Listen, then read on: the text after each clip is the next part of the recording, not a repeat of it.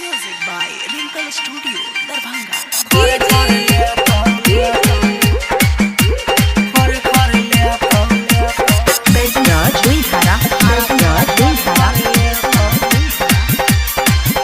ये जाता जाता जब तोरा यता पहुँचे तो टेम्पू में नया नया कहाना सुने तो तोरा घर तक जाकर पहुँचे तो टेम्पू वाला खरे खरे ले तो तोरा घर तक जाकर पहुँचे तो भाड़ा तोरा खरे खरे ले तो जाता जाता जब तोरा यता पहुँचे तो टेम्पू में नया नया कहाना सुने तो तोरा घर तक जाकर पहुँचे तो टेम्पू वाला खरे खरे ले तो तोरा घर तक जाकर पहुँचे तो भाड़ा तोरा खरे खरे ले तो खरे खरे ले तो खरे खरे ले तो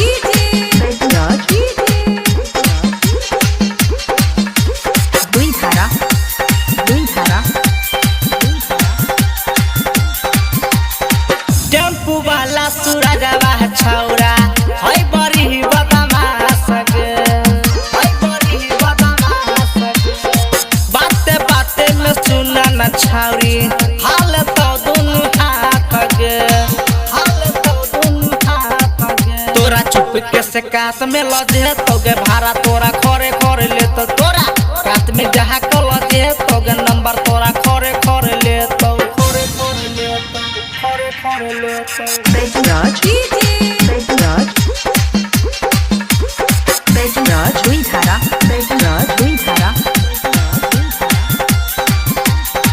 तारा लाही दिलाही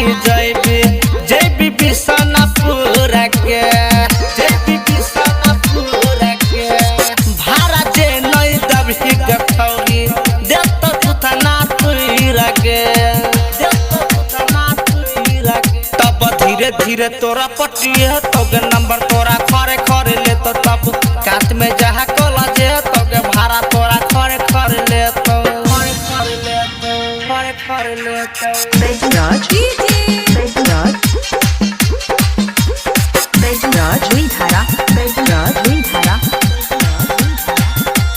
टाइम पर जे है स्कूल जैबी